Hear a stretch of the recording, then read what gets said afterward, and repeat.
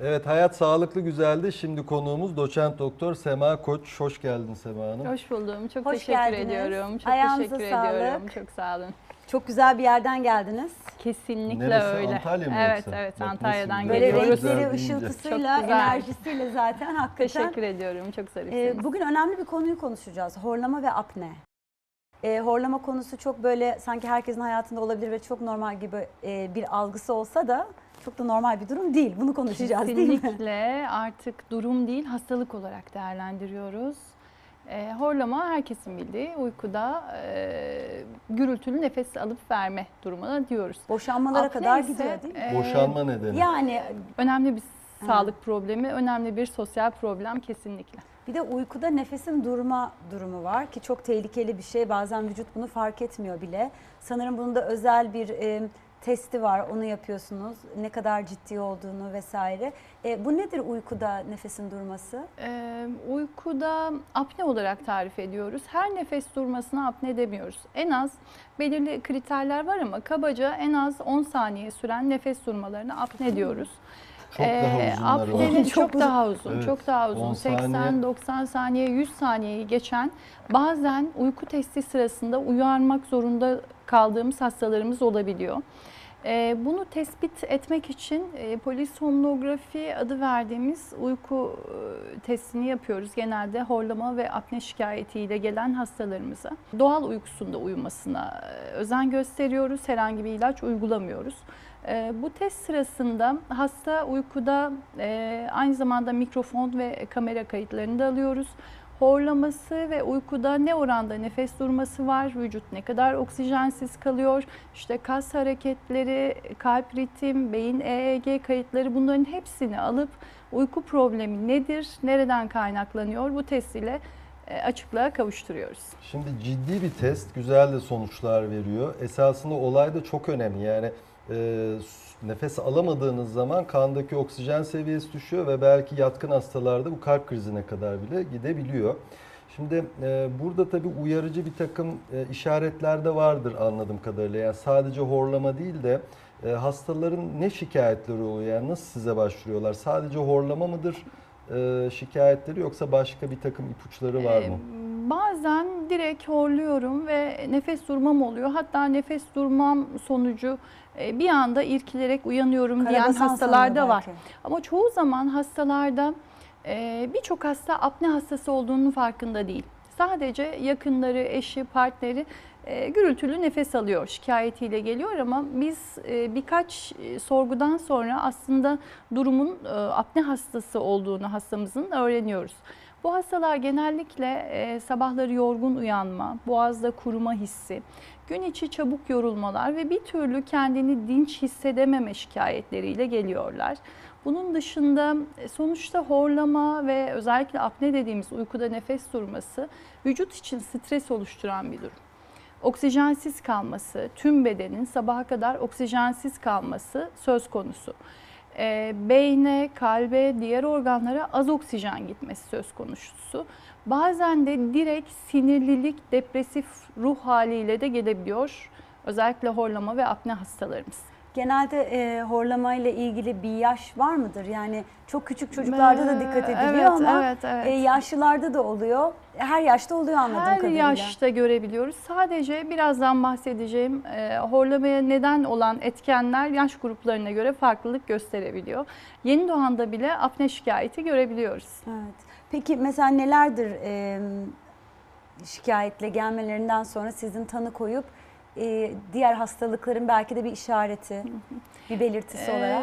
Öncelikle rutin KBB muayenesini mutlaka yapıyoruz. Burunda eğrilik var mı? En sık problemler burun etlerinde büyüme var mı? Polip dediğimiz diğer et yapılarda çoğalma, hava yolunu daraltan patolojiler söz konusu mu? Nazofarinks dediğimiz geniz bölgesinde geniz eti var mı? En sık horlamaya neden olan nedenler özellikle küçük dilin olduğu ve dil kökün olduğu bölümleri endoskopla ayrıntılı değerlendiriyoruz. Küçük dilde sarkma var mı? Dil kökünde özellikle uyurken geriye kaçıp nefes durmasına neden olabilecek büyüme ya da daralmalar var mı? Bunları ayrıntılı tespit ediyoruz. Sonuçta Sadece muayene bulgularıyla değil, biraz önce bahsettiğim uyku testiyle beraber değerlendirip hastaya alternatif çözümler öneriyoruz.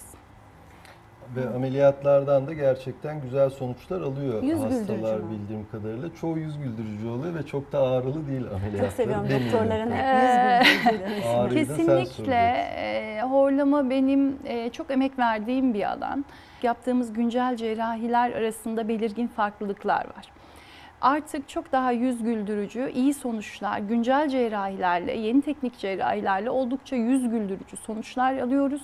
Ve güncel cerrahilerin diğer avantajı da yıllar geçse de tekrar şikayetler, o eski hal, kendini kötü hissetme hali, tekrar horlamanın ve apnenin başlaması, başa dönme durumu söz konusu olmuyor. Bir tedavi aşağı yukarı ne kadar sürüyor? Değişiyordur elbette kişiye göre ama. Şöyle, horlama hastası geldiğinde uyku testi ve biraz önce bahsettiğim endoskopik değerlendirmeyi beraber yapıyoruz.